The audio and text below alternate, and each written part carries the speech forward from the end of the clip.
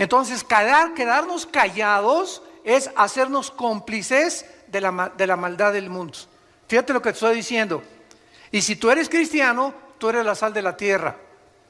Y cuando la sal pierde su sabor, dice en Mateo capítulo 5 el Señor Jesucristo, no sirve más que para ser pisoteada por los demás. El día que nosotros perdamos nuestro sabor y perdamos nuestro testimonio, no sirves para nada. Y la misión por la cual Dios nos llamó para poder realmente bendecir al mundo es para que evitemos hablando, comunicando, predicando, testificando el Evangelio de la gracia de Dios e impidamos que la corrupción del mundo continúe avanzando con la velocidad que actualmente lo está haciendo. Hemos llegado a un grado donde ya es normal, y ese es el peor de los niveles a los que una sociedad pueda llegar, a donde nos acostumbremos que lo que el mundo está aceptando es normal. Pero lo que más me impresiona de todo esto, con el mensaje que vamos a ver de Sardis en el capítulo 3 del Apocalipsis, abran sus Biblias ahí por favor, Apocalipsis 3. Lo más sorprendente de lo que estamos viendo actualmente en el mundo es que las dos más grandes potencias del mundo, Rusia y la China, están en contra de la ideología de género, están en contra de lo transgénero, están en contra del matrimonio homosexual. Son las dos más grandes potencias del mundo, escuchen ustedes, y son ateas. En China todavía es comunista. Rusia, la mayor parte, prevalece el ateísmo. Y las naciones que se dicen cristianas son las que están acostumbrándose a aceptarlo. Yo no estoy de acuerdo con muchísimas cosas que el presidente de Rusia, Vladimir Putin, ha emitido, o la forma como él está actuando en muchas áreas del mundo. Pero acabo de escuchar un discurso de él que me dejó helado. Y dije, estoy 100% en lo que él acaba de decir, criticando a las naciones occidentales de cómo es posible que a los niños los adoctrinen desde niños a tener tendencias con las cuales no nacieron. Como él dice, a los 18 años que cada quien escoja vivir como le da la gana. Pero es un crimen que desde a los niños que no tienen el factor todavía para poder decir entre el bien y entre el mal, les comiencen a enseñar o los comiencen a vestir de mujeres o los comiencen a vestir de hombres. Eso no se vale. Eso no se vale. Y ya lo están haciendo en las escuelas. Y quieren forzarnos a nosotros a que lo aceptemos. Y es un crimen contra los niños. La forma más fácil de destruirlos psicológicamente a una criatura que todavía no forma todavía su forma y su conducta de pensar. ¿Cómo es posible que el mundo esté como esté? ¿Se acuerdan ustedes del libro de Jonás en el capítulo 1? Que él se escapa contra la voluntad de Dios.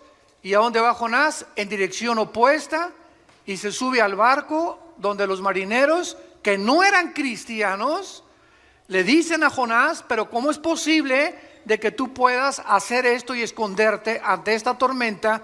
Y los marineros que no eran cristianos le dan ejemplo a José y lo echan a la borda cuando él acepta de que realmente la culpa de la tormenta se debe a él. Y así tenemos cientos de casos en el mundo entero. Y por eso es que nosotros ya debemos de cobrar reacción. El mundo está a punto de irse a una espiral de autodestrucción. Estamos en un mundo demasiado contaminado, demasiado sucio, demasiado perverso y depravado, sobre todo para las generaciones de nuestros hijos y de nuestros nietos. Tenemos que levantar la voz. Tenemos que decir, así dice el Señor. Aquí está la palabra eterna, los cielos y la tierra pasarán, pero mis palabras, dijo Jesucristo, no pasarán. En este mensaje a la iglesia de Sardis, capítulo 3 del Apocalipsis, versículo del 1 al 6,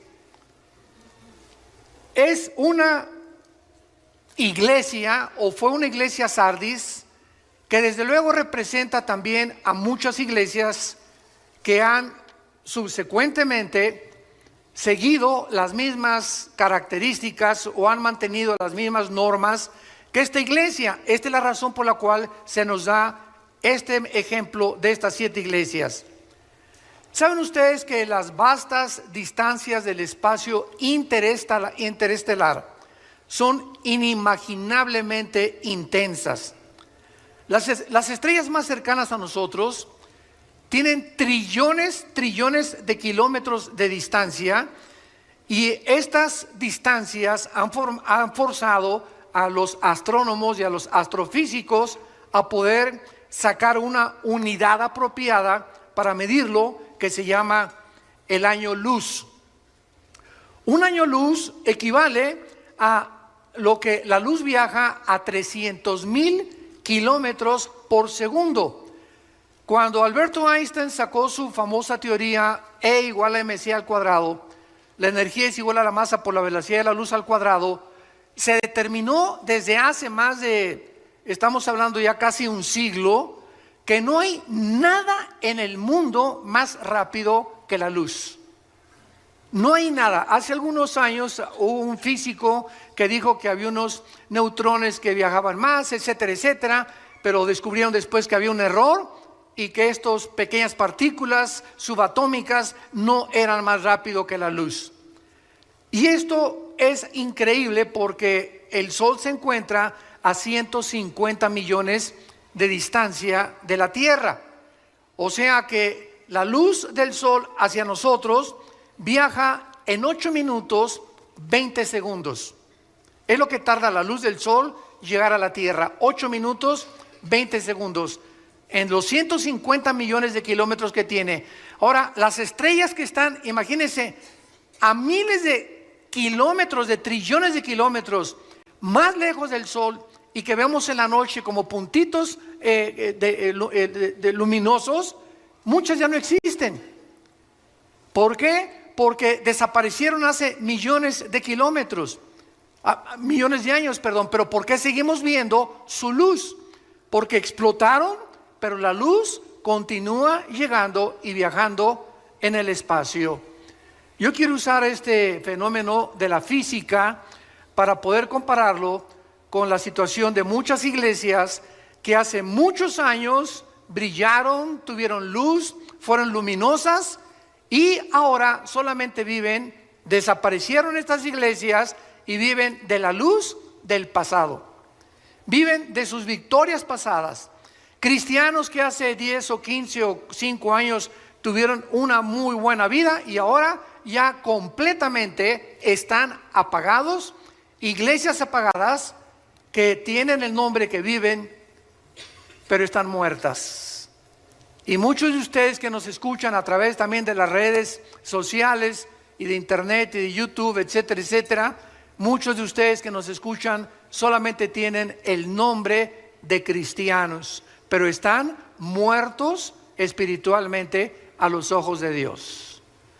Y recordemos algo para comenzar a definir los términos. La palabra muerte, thanatos en el griego, no significa cesación de existencia, no significa dejar de existir o de vivir. La palabra muerte en la Biblia significa separación, si lo quieres apuntar. ¿Quiénes son los muertos espiritualmente? Los que están separados, están existiendo, pero no tienen una relación viva, dinámica, orgánica con el Señor Jesús. ¿Quién es un muerto físicamente? Una entidad que ha dejado, que se ha separado, su cuerpo está en la tumba, pero su alma y su espíritu se han separado de su cuerpo. Es lo que la muerte física no es cesar de existir, y se han ido o al cielo o han bajado al infierno a esperar el juicio final. Entonces la muerte física es la separación del cuerpo, del alma y del espíritu.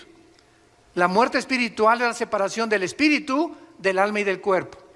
Y la muerte eterna es la separación del espíritu, del alma y del cuerpo eternamente de la presencia de Dios. Siguen existiendo, pero están separados eternamente de Dios. Esta ilustración nos resume, repito, la situación de muchas iglesias que aún continúan brillando con la luz reflejada de un pasado brillante.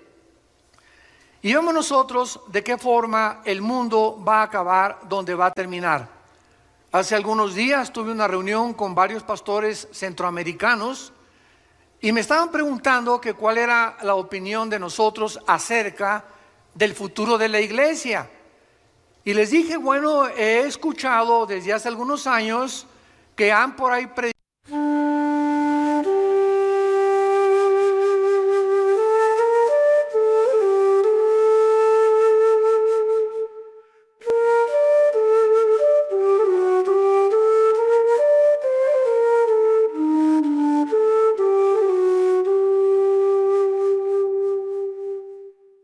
My heart has been breaking since I was overcome by love. What kind of sorrow is this? I do not have the strength to describe the sorrow in my heart. I cannot bear being apart from you. Yes, I know. Yes, he knows. Yes, I know. My soul is on fire because we are apart. I want to join my beloved. I do not have the strength to describe the sorrow in my heart. I cannot bear being apart from you. Yes, I know. Yes, he knows. Yes, I know. My soul is on fire because we are apart. I want to join my beloved. My heart is heavy because I am alone. I want to see my beloved. I feel like a nightingale that cries in pain, trapped in a cage. I want a flower garden.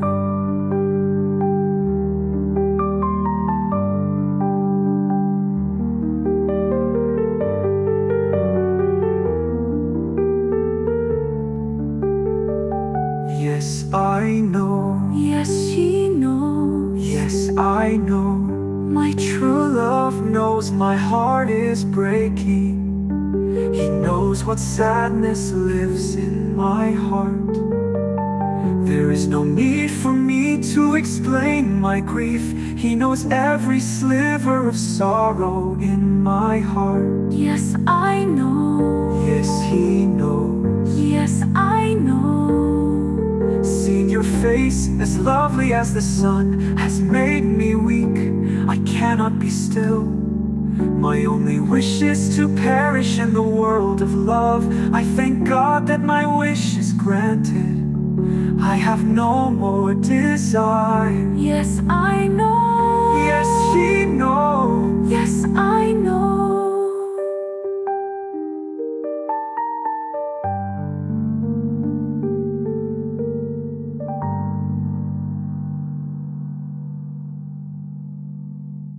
Your movements tantalize me. Your smile like a flower makes me weep. Your sweet scent renders me motionless. Your tousled hair drives me mad.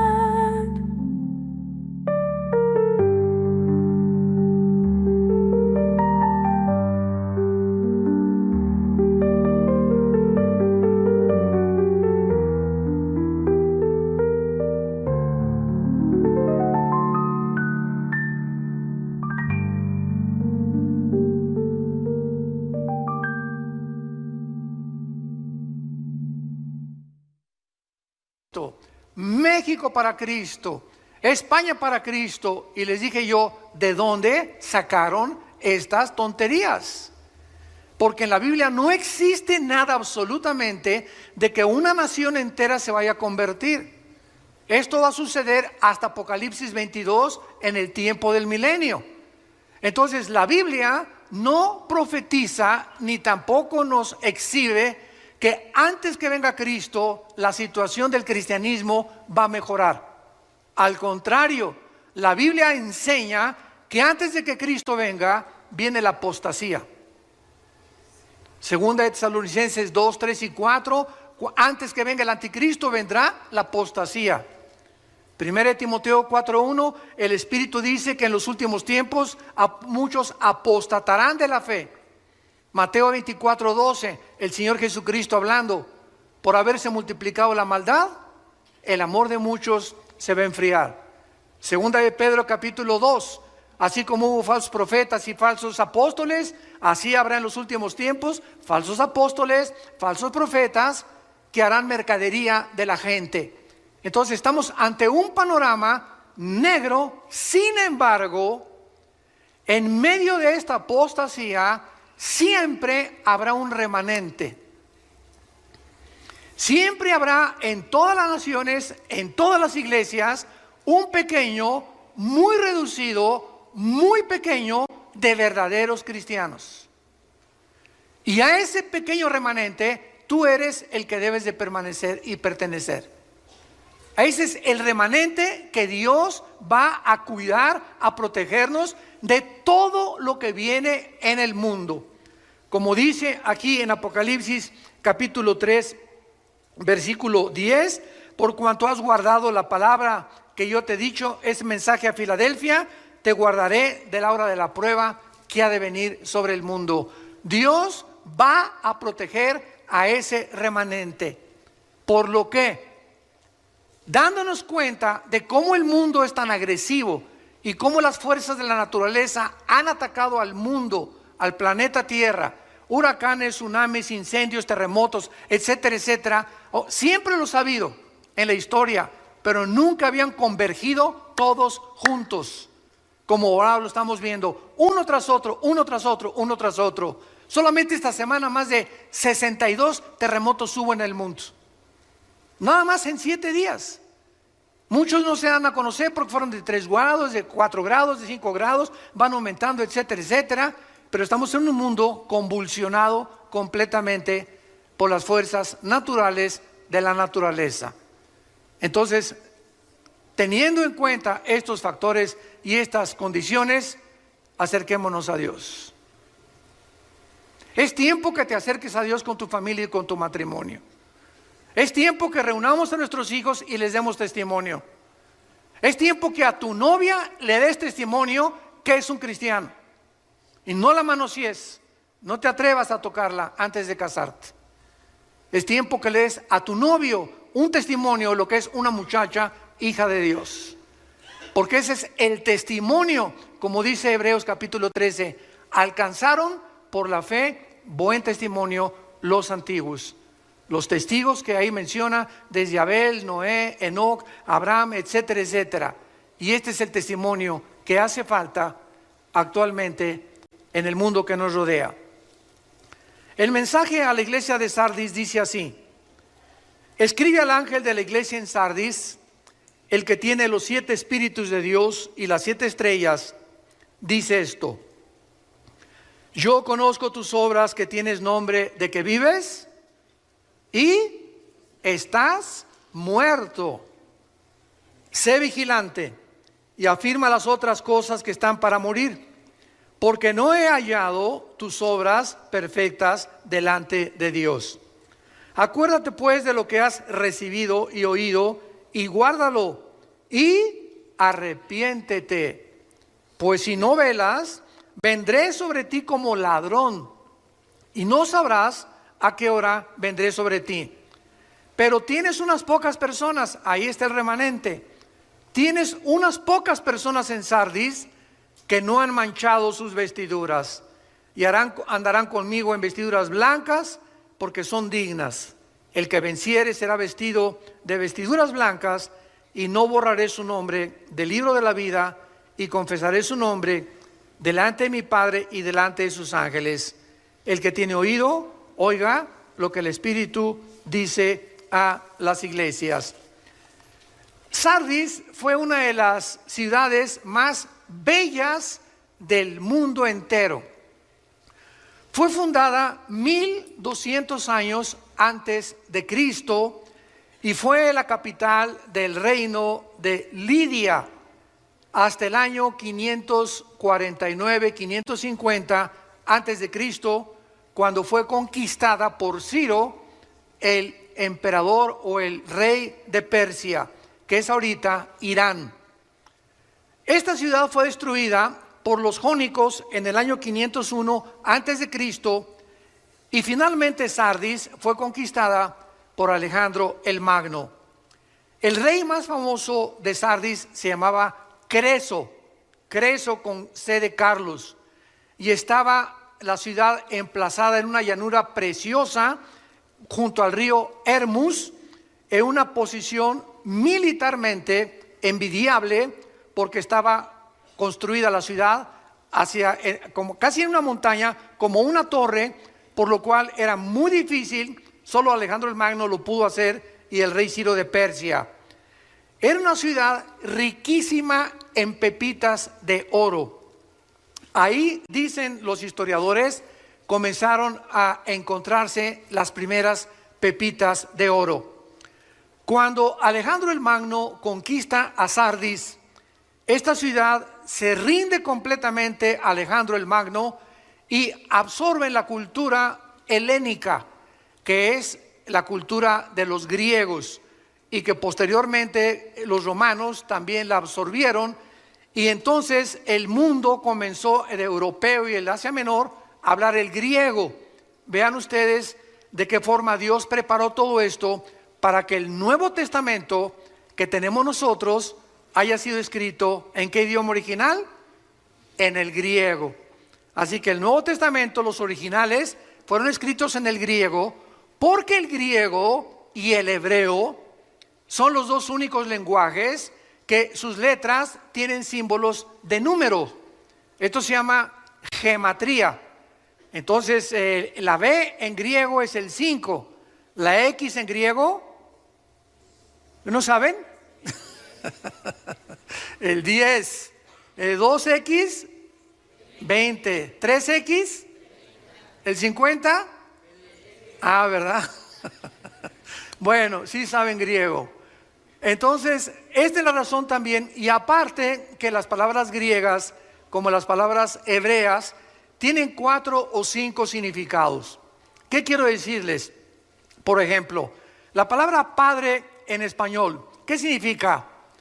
Progenitor, ¿no? Pero también significa bonito. ¿Cómo? ¿Qué padre está el cielo? Oye, ¿qué padre vestido traes? ¿Qué le estás diciendo? ¿Que ese vestido lo engendró quién? No, ¿verdad? Pero vean ustedes cómo usamos barbarismos en todos los idiomas, y entonces usamos palabras que si las queremos traducir no tienen traducción. En inglés, por ejemplo, imagínense, what father is the heaven? Dile eso a un americano y no te va a entender. ¿Qué padre está el cielo? Es algo que pertenece solamente y que nosotros entendemos. Por eso mi esposa y yo, cuando oímos chistes en Estados Unidos, casi nunca los entendemos, y cuando contamos chistes nosotros, sobre todo los de Cantinflas, menos los entienden ellos, ¿verdad? Bueno, esto es impresionante, porque esta es la razón por la cual el griego fue absorbido por las culturas antiguas para preparar el camino a la predicación del Evangelio de la gracia de Dios. El emperador romano Tiberio, ya cuando Roma conquistó a Grecia, reconstruyó esta ciudad de su tesoro personal de 10 millones de sestercios. 10 millones de sestercios equivalen a $1 millón del siglo XXI. Los mejores gladiadores de Roma salieron de Sardis, y la mayor parte de los gladiadores se degeneraron por todo el ambiente que había en la ciudad y en el Imperio Romano, y entonces, ¿verdad? Y el libertinaje que existía, y pues fue una de las cosas que terminaron también con estos guerreros de esos tiempos. Las personas de Sardis adoraban a la diosa Cibeles. Me acuerdo que ahí en Tecamachalco, en México, hay una calle que se llama La Fuente de Cibeles. Bueno, esa palabra Cibeles viene de la diosa de Sardis, que también tenía el nombre de Artemisa, que era la diosa de la fertilidad. Y bajo esta atmósfera degenerada, la iglesia estaba creciendo, pero poco a poco la influencia del mundo en la iglesia termina matando asfixiando el testimonio que debemos de dar. Y esta es la razón por la cual Dios escribe estos mensajes en el Apocalipsis, y de las 7 iglesias, a 5 las llama a que se arrepientan. Porque si Cristo viene ahorita saliendo el servicio, o hoy en la noche, o mañana, o dentro de un año, o varios años, y tú te encuentras en la condición en la que tú te encuentras actualmente, te vas a quedar. Te vas a quedar. Porque ya las trompetas del Apocalipsis oyen en el cielo, y va a haber millones de personas que llenan actualmente las iglesias que se dicen cristianas en el mundo entero, que no se han arrepentido nunca de su vida. Las iglesias están llenas de cabritos, mazacuatas, coralillos, cascabeles y chivos y cabritos. Y la cantidad de ovejas en las iglesias es reducidísima. Entonces, esta es la razón por la cual tanta gente, oye, ¿por qué no vas a la iglesia? Ay, porque son una bola de hipócritas, y con estas personas. Es que conociste a la cizaña, a las mazacuatas y a los coralillos. Te andabas juntando con los chivos. Nunca buscaste las verdaderas ovejas, los verdaderos jóvenes consagrados, las verdaderas muchachas consagradas, los verdaderos matrimonios que quieren servir a Dios y que están luchando por sobrevivir en el mundo que nos rodea. Entonces, cuando ponemos los ojos en los hombres, se nos olvida que Jesús en Mateo 13, en su parábola famosa de la semilla y de la cizaña y el trigo, nos lo advirtió, que está sembrada en todas las iglesias cizaña. Están personas infiltradas, sin que lo sepan ellas, movidas por poderes espirituales enemigos de Dios, para hacer tropezar a las ovejas, para hacer mala influencia a matrimonios, para que de alguna forma comience el leudamiento de la iglesia. Como en la parábola de cuando se introducen las 3 medidas de harina o de levadura en el pan, y dice Cristo hasta que todo es leudado. Y ahí simboliza a una mujer como la persona que se leuda todo, porque es el símbolo de la iglesia apóstata, la gran ramera de Apocalipsis 17. ¿Quién es la gran ramera de Apocalipsis 17? El conjunto de todas estas iglesias que tenían nombre, que vivían y estaban muertas. Es las iglesias que se vendieron, que cedieron a la presión del mundo y no mantuvieron sus convicciones hasta el final. Veamos rápidamente el análisis de esta iglesia que hace Jesucristo. Número 1, el capítulo 3, versículo 1, el mensaje a la iglesia de Sardis. Y dice Jesús que Él tiene los 7 espíritus de Dios. El libro del Apocalipsis es un libro casi en su mayor parte de símbolos. Porque cuando estudiamos la Biblia, todos nosotros los que estudiamos teología, y tú que eres un estudioso más consciente de la Biblia se interpreta o se puede interpretar de 3 maneras. Se puede interpretar literalmente cuando así nos lo permite la Biblia.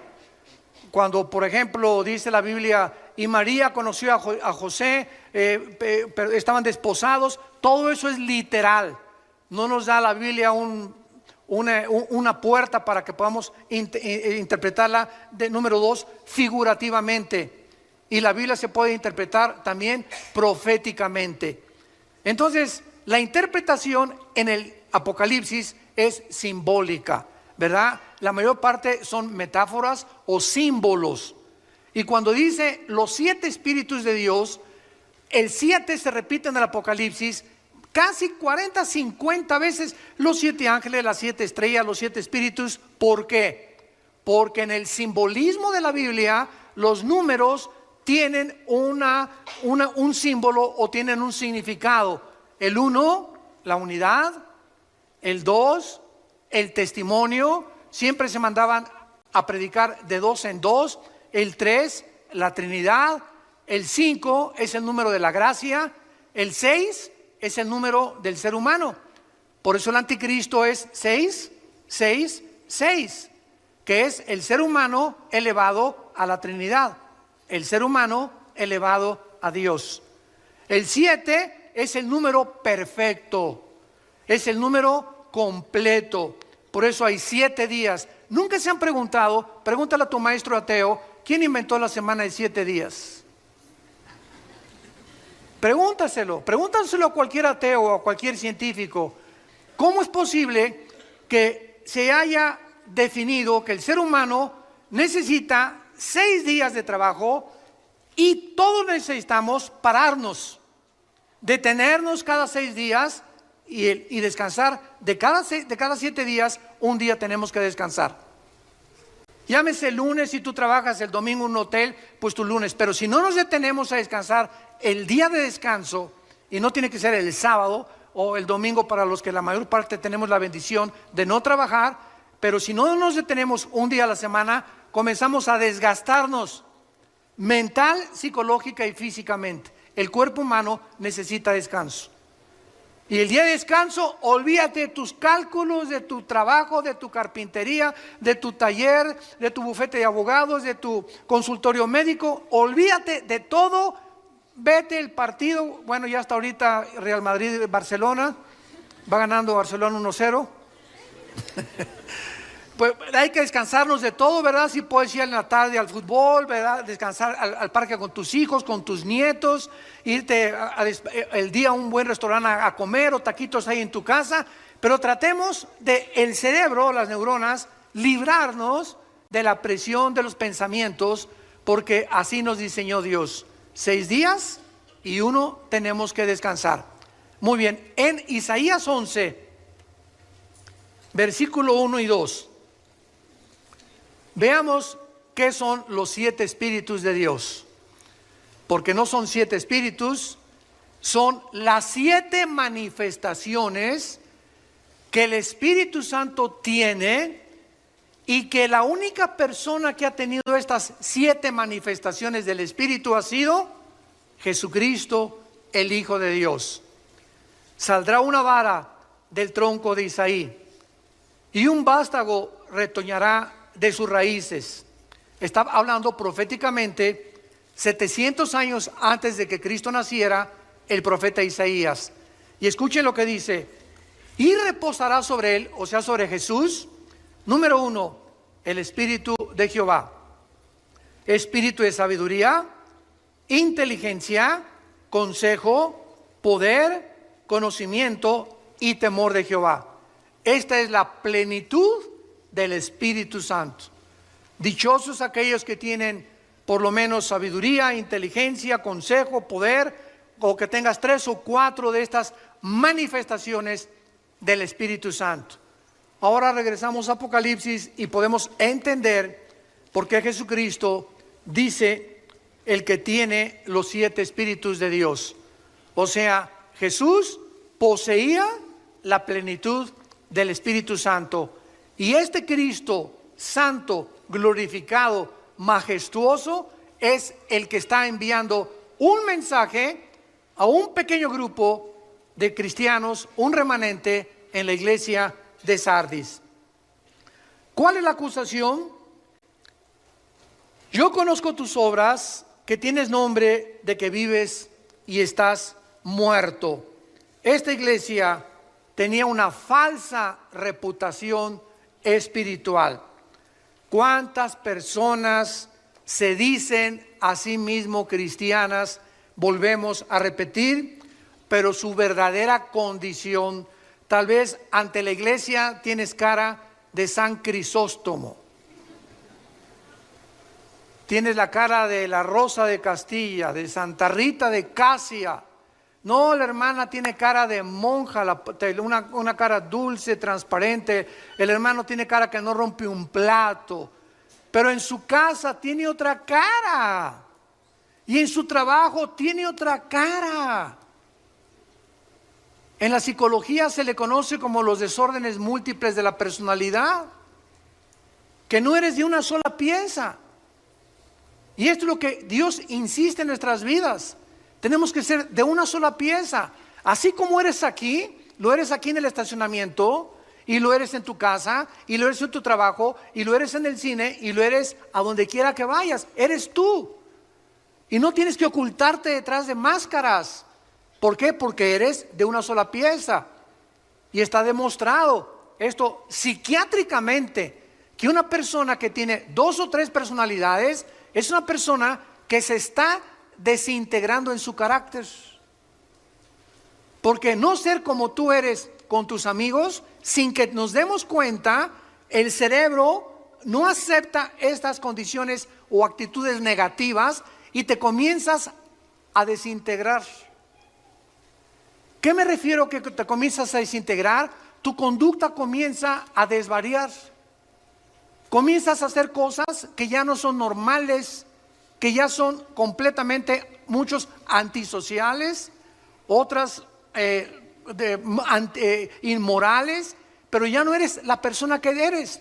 Y esas cosas que tú haces, no te das cuenta. Este es el engaño más grande del pecado humano, que el pecado endurece y engaña el corazón. Dice Jeremías 17:9, engañoso es el pecado sobre todas las cosas, perverso y engañoso el corazón. Entonces, estas personas llegan a la iglesia y no se han dado cuenta lo que son. Crees que eres y no eres. ¿Por qué lo crees? Porque estás engañado. Si no estuvieras engañado, te darías cuenta de tu verdadera condición. Ahora, ¿a qué venimos a la iglesia? A que se nos corra el velo, a que haya un apocalipsis, a que Dios nos corra la cortina y nos muestre cómo somos. Porque es el mensaje de la palabra de Dios. La palabra de Dios es como una espada de 2 filos que penetra y parte el alma y el espíritu y discierne las intenciones y los pensamientos del corazón. Nada más que la exposición a la Biblia nos puede mostrar nuestra verdadera condición delante de Dios. Tus amigos te van a decir una cosa: no, tú te pareces a Sansón. No, que Rambo ni que Rambo, tú eres el papucho de papuchos de Metepec. No, hermana, tú estás bien, ¿verdad? Por aquí, por allá. Todos estamos rodeados de gente que nunca podrán asomarse a nuestro corazón más que Dios. Dichosos los que escuchan y leen las palabras de esta profecía, porque el tiempo está cerca. Déjale a Dios exhibirte, que nos corra realmente las cortinas, que te veas como es, porque Dios nos toca la llaga. Y cuando tú oyes que eso te llega a ti y que te pones el sombrero o el saco porque a ti te está quedando lo que estás escuchando, dichoso seas si hoy te arrepientes. Dichoso seas, bendito seas, que le digas: Padre, yo no quiero ser así, gracias por mostrarme esa cara que estaba engañado que yo tenía, ya no quiero ser así, entiendo que solo tú me puedes cambiar, perdóname, lávame con tu sangre preciosa, Jesús, entra a mi vida como mi Salvador, te necesito, Señor. Dichoso seas si por esa puerta esta mañana tú sales con estas condiciones en tu corazón. Vemos nosotros que esta muerte espiritual está conectada siempre con el pecado. ¿Cuáles son las señales de peligro de una iglesia que se está muriendo? Porque ahorita vemos cantidad de iglesias, repito, por afuera, ¿no? Y lámparas persas y candelabros chinos de Francia. Y parecería pues que es una iglesia próspera, porque ahorita se mide la iglesia por la cantidad de gentes o por la calidad que existe en la construcción, de que es una iglesia próspera. Ese es el termómetro del siglo XXI, pero los pensamientos de Dios no son nuestros pensamientos. Y no estamos en este momento en contra de que haya iglesias grandes. Gracias a Dios las que son grandes y las que tienen la ventaja de tener un buen recinto. No estamos en contra de eso. Estamos en contra de que se enfoquen solamente en eso nada más, como lo vamos a ver a continuación. ¿Cuándo son las señales de peligro de que una iglesia se está muriendo? Cuando las actividades de la iglesia se enfocan en actividades sociales o de construcción en lugar de un cambio del corazón de las gentes mediante el Evangelio y la predicación de Jesucristo. Cada vez que nosotros tenemos oportunidad de platicar con pastores, y tengo muchos amigos pastores, gracias a Dios, y somos un cuerpo todos, siempre a muchos de ellos les pregunto, ¿cuántos estudios bíblicos tiene tu iglesia? Pues tenemos la femenil el miércoles y tenemos 3 servicios el domingo. Le digo, pero entre semana no hay discipulado. ¿Quiénes son tus hombres? Le pregunto yo a mis hermanos pastores, ¿quiénes son tus hombres que tienes a tu alrededor? Tus Timoteos. ¿No tienes un grupo de 3 o 4 hombres a quienes te estés dedicando más tiempo que a todas las demás iglesias, que a todas las demás ovejas, y que los estés discipulando para que estas personas el día de mañana te ayuden a ser los pilares de la iglesia? Porque una iglesia que tiene 500 miembros necesita 3 pastores. Imposible que un pastor alimente a 500 ovejas, imposible. Aconseje, vaya a los velorios, vaya a los hospitales, etcétera, etcétera. A las 2 de la mañana contesta el teléfono que le dio un planchazo a su esposo, a la esposa. Imposible. Entonces, las columnas que sostienen una iglesia son los varones.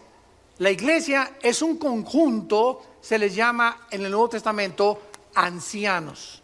No de edad, porque la palabra presbúteros, ancianos, sino líderes espirituales que nos ayudan a los que levantamos iglesias a poder delegar las responsabilidades, porque si no lo hacemos, acabamos en el psiquiátrico. Entonces, si una iglesia no tiene estudios bíblicos y no está discipulando entre semana a las iglesias, es una iglesia que ya se le olvidó el mandamiento de Mateo 28, 19 y 20, la gran comisión. Todos se lo saben de memoria. Muere Cristo y sube al cielo y dice, toda potestad me es dada en los cielos y en la tierra, id y predicar el evangelio y hacer discípulos en todas las naciones. ¿Qué es hacer un discípulo? Hacer seguidores. La palabra discípulo es matetus en el griego, matetus, que significa el que sigue a otro. Eso es lo que es un discípulo. Vean lo que Jesús dijo en Juan capítulo 8, versículo 31 en adelante. Esto es impresionante porque Jesús estaba hablando a los que ya habían creído en Él. Juan 8, 31. Dijo entonces Jesús a los judíos que habían creído en Él. Y las iglesias cristianas pues están llenas de personas, porque si no, no irían, que dicen que creen en Jesús. Pero fíjate lo que dice la Biblia, ¿qué significa creer en Jesús? No solo intelectualmente. Jesús les dijo, si ustedes permanecen en mi palabra, serán verdaderamente, ¿qué cosa? O sea, si ustedes continúan también todos los días tus devocionales en tu casa, estudios bíblicos en la iglesia, etcétera, etcétera, entonces te conviertes de cristiano a discípulo. Y no todos los cristianos son discípulos. Solo los discípulos son cristianos. Y conocerán la verdad, y la verdad os hará libres. ¿Por qué hay tantos cristianos que se dicen cristianos, que vienen a las iglesias y todavía celebraré Halloween? ¿Pondré árbol de Navidad en diciembre? ¿Qué tan apretados deben las mujeres llevar los pantalones? ¿Deben de tatuarse los jóvenes? Siempre están con...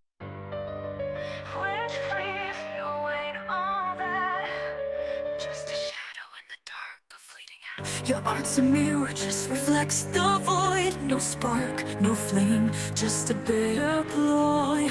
All I see is emptiness, cold and steep, a hollow echo where your soul should be. You claim to create, but it's all the same. A loop of nothing playing your own game. Your insults are weak, like whispers in the breeze. Fragile as glass, shattered with ease. Which please, you ain't all that. Your crown's just dust in the wind, no tact. Your name's a shadow, you're worth the wraith. In this twisted waltz, you lose your pace. You paint with words, think you found your place, but all you draw is emptiness, a hollow embrace. A maze of thoughts lost without a trace. In your world of silence, there's no saving grace. Your words are daggers, but they never land. Just echoes in the air, nothing grand. You claim to create, but it's all the same. A loop of nothing playing your own game. Your insults are weak, like whispers in the breeze. Fragile as glass, shattered with ease. Which please, you ain't all that. Your crown's just dust in the wind, no tact. Your name's a shadow, you're worth the wraith. In this twisted waltz, you lose your pace. You paint with words, think you found your place, but all you draw is emptiness, a hollow embrace. A maze of thoughts lost without a trace. In your world of silence, there's no saving grace. Your words are daggers, but they never land. Just echoes in the air, nothing grand. So easy to crumble, your defense is thin. A fortress of sand washed away by the wind. Your insults are weak, like whispers in the breeze. Fragile as glass, shattered with ease. Which please, you ain't all that. Your crown's just dust in the wind, no tact. Your name's a shadow, you're worth the wraith. In this twisted waltz, you lose your pace, but all I see is emptiness, cold and steep. A hollow echo where your soul should be. You claim to create, but it's all the same. A loop of nothing playing your own game. Which please, you ain't all that. Which please, you ain't all that. Which please, you ain't all that. In this twisted dance, you just fall flat. Which please, you ain't all that. Which please, you ain't all that. Which please, you ain't all that. In this twisted dance, you just fall flat. You just fall flat. You just fall flat.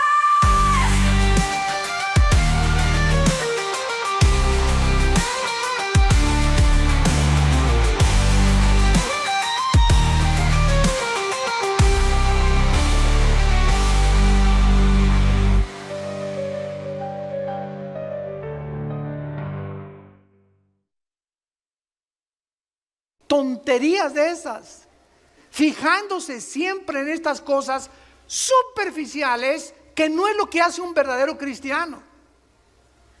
Pero son esta clase de gente que están en todas las iglesias, no nos asustemos. Si tú oyes que en la nuestra también hay ese tipo de personas, las hay, porque así es la iglesia, una mezcla de cizaña con trigo. Y no salen de eso. En otras palabras, igual que los fariseos, siempre están buscando agradar a Dios por sus obras, por cómo se visten, por cómo se pintan, por lo que hacen. Si ponen árbol de Navidad, yo no puse árbol de Navidad, pon una palomita ahí arriba, Miguel. ¿Se imaginan ustedes en Navidad el Señor, a ver el arcángel Miguel, vayan a ver quién no puso árbol de Navidad y le ponen paloma? Los que pusieron árbol de Navidad, aunque estén contentos y llenos de la gracia y del Espíritu Santo, ponles una tacha, porque a mí no me gustan las esferas.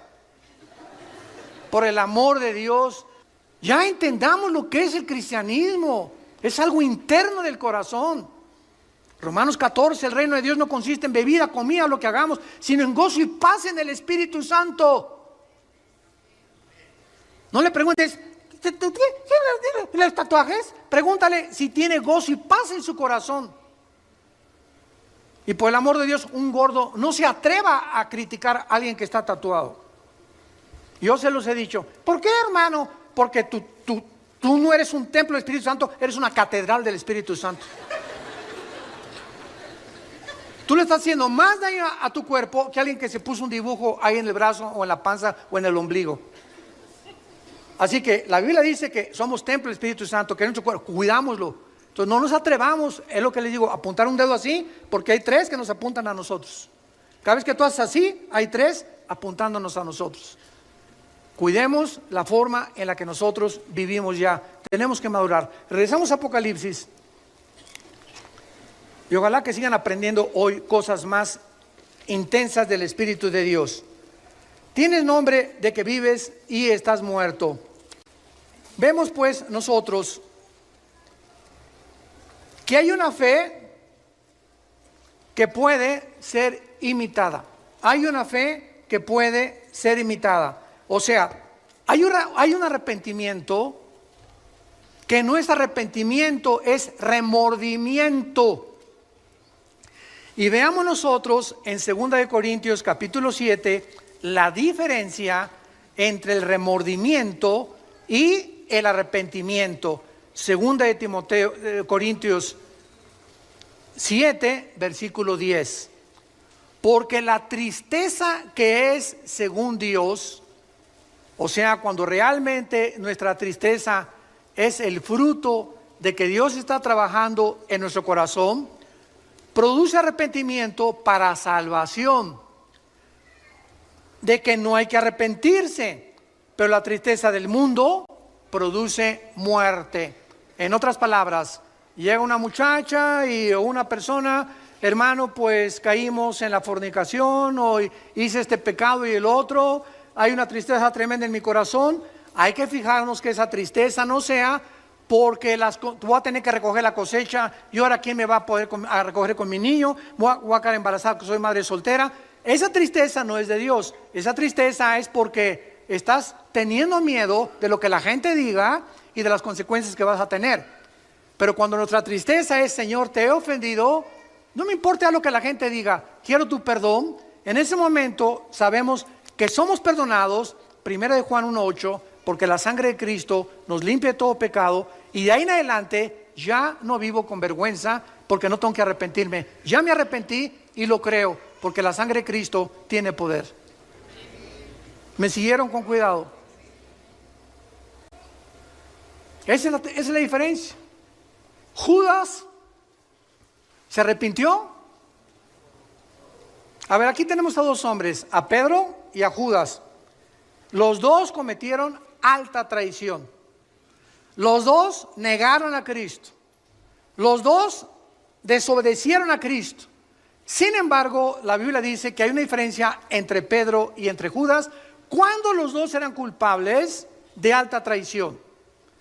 Pero cuando Pedro cometió el pecado de negar a Jesucristo, lloró amargamente porque sabía que Jesús era el Hijo de Dios y sabía que lo había traicionado. Pero no se quitó la vida como se la quitó Judas. Judas agarró las 30 monedas de plata y las aventó a los sacerdotes y fue y se ahorcó. Y dice la Biblia que se rompieron las cuerdas, cayó sobre piedras y se le salieron todos los intestinos a Judas. Así murió Judas. Si él hubiera creído que Jesús era el Hijo de Dios, no se hubiera matado. No se hubiera quitado la vida. Hubiera creído que hay perdón en la cruz que iba Cristo a enfrentar. Pero él no creyó nunca en Cristo. Él nunca fue salvo. Jesús mismo dijo en Juan que era un diablo desde que Dios lo llamó.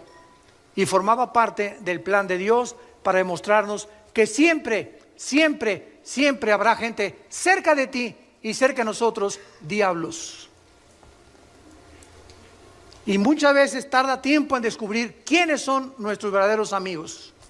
Los que verdaderamente en tiempo de la prueba están con nosotros o están contigo. Es el mundo que vivimos.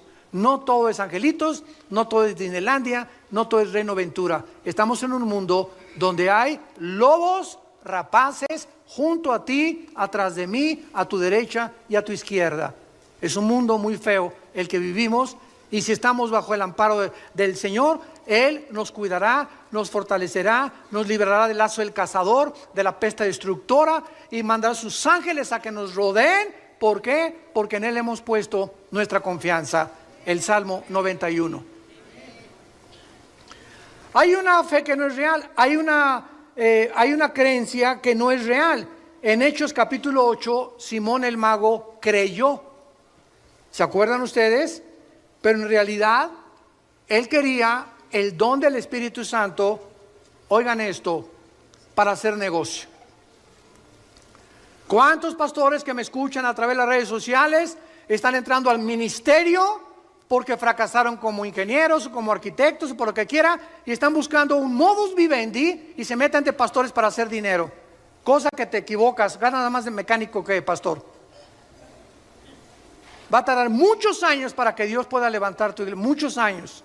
Pero todos ya quieren así, a la marucha, una iglesia a la marucha. Ya a los 2, 3 años tengo una iglesia, 500 miembros, etcétera, etcétera, y ya, ¿sabes una cosa? Es un camino muy largo que recorrer, pero muy largo.